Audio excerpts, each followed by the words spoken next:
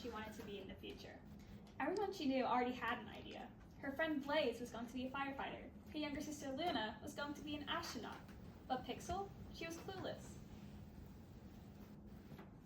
One day, as Pixel was cleaning her attic, she discovered a mysterious old computer in the corner. Curious, she turned it on. The screen flickered to life, and a cheerful voice greeted her. "Hello, my name is Circuit, and I'm here to help." "Wow, it speaks," exclaimed Pixel. "Maybe Circuit can help me decide what I want to be when I grow up." As Pixel carefully typed out her question on the keyboard and began to hit enter, the screen glitched. On Circuit's screen, a new message appeared. "Help? I wonder what this will do," she thought, and clicked on the message. Suddenly, the computer began to whir. A bright light surrounded Pixel and whisked her away. As she opened her eyes, she could tell she was not at home anymore. Instead of lush green trees, towering data servers lined the streets. Instead of humans treading the sidewalks, droids rolled and hovered, busy with their tasks. Even the sun was not a sun. It was a giant glowing light bulb hanging in the sky. "Welcome to Circuit City, where all your dreams come true with technology," displayed a drone. "Yep, this is definitely not my planet," she remarked, looking around in wonder. Suddenly, she felt something bump into her leg. Looking down, she found a tiny little bot waving its hands in fury. "Oh, I'm sorry. I didn't mean to block your path. I'm just trying to find my way home. Do you know someone who could help me?" she asked. "Beep, beep, beep," the robot said, pointing to a purple building. "Thanks," Pixel said, heading towards it. As Pixel made her way to the building, the city glitched. "That's strange," she thought. With curiosity driving her forward, she stepped into the purple building. The entrance was eerily quiet, and there was no one in sight. As she wandered around in the hopes of finding somebody, she encountered a dimly lit room. Intrigued, she opened the door. The room was a dazzling lab filled with all sorts of incredible gadgets. In one corner, there was a sleek flying car suspended in midair. Atop the ceiling, a shimmering hologram projected scenes of distant worlds. Scattered across the floor were thousands of video game designs. "Who's there?" a creaky voice called out from behind. Pixel turned to find herself face to face with an old robot. "Hi, my name's Pixel. I was directed here to find someone who could help me find my way home," she said. "That would be me. My name is Nano, and yes, I may be able to help," the old robot said. "You have a lot of cool things in your lab," Pixel said. "What do you do?" "I work with technology as a video game designer. I code all sorts of things," Nano said. "My latest project is creating a virtual reality game where players can not only see and hear the virtual world, but also feel, taste, and smell it. That flying car over there belongs to my friend, an aerospace engineer, and the hologram was created by another friend of mine who's a hologram animator." "Wow, there seems to be a lot you can accomplish with technology," Pixel exclaimed. "Oh yes, and the best part is anyone can pursue it as a career nowadays. A lot of people think it's hard, but the truth is any passion can be merged with technology. For example, those interested in art can become digital artists, and even those who love food can be food technologists, creating new food products and ways to make them," Nano said. "But isn't technology a boy thing?" Pixel asked, remembering when the boys in her class said coding was only for them. "Well, that's just silly," Nano said. "Technology is for everyone. Just because you don't see as many women doesn't mean they aren't there.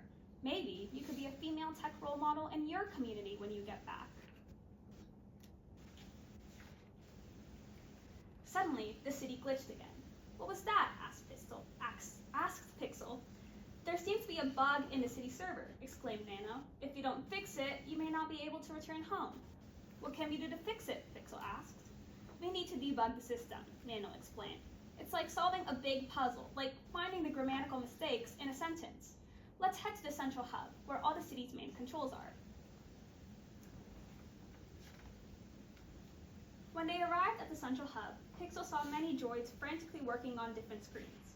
Nano led her to a big console in the center of her room. "This is where we can fix the bug," Nano said.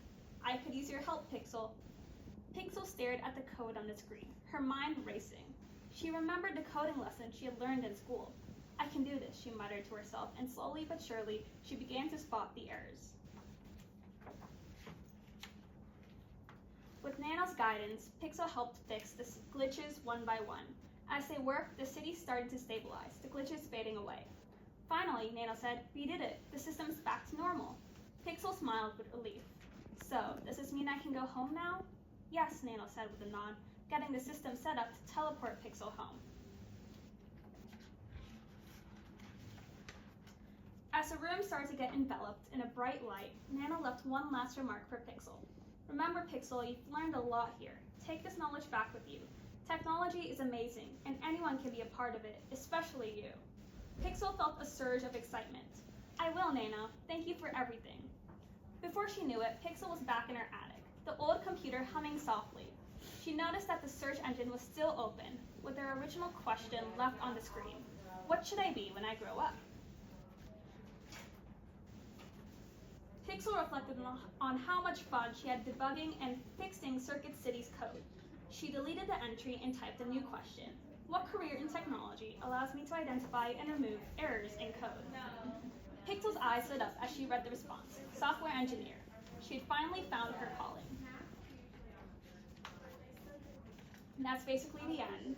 But I included a glossary here for one of those high-tech terms like byte, glitch, data server, those terms that K through 5 aren't necessarily familiar with. And then I have an afterword.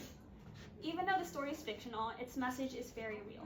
According to Forbes, as of 2023, women hold only 26.7% of tech-related jobs. Furthermore, over half the women in tech leave the industry by mid-career. Why? Because women in tech are not valued enough.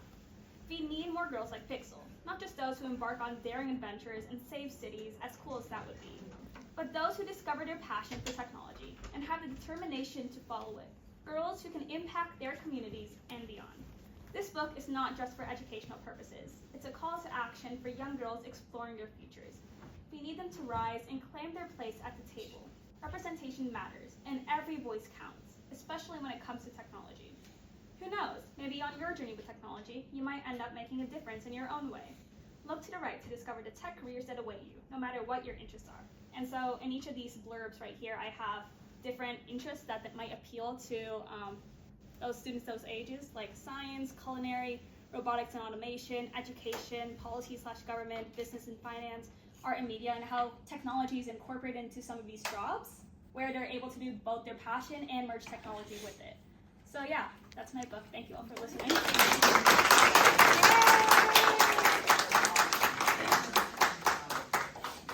And everybody's gonna get a copy.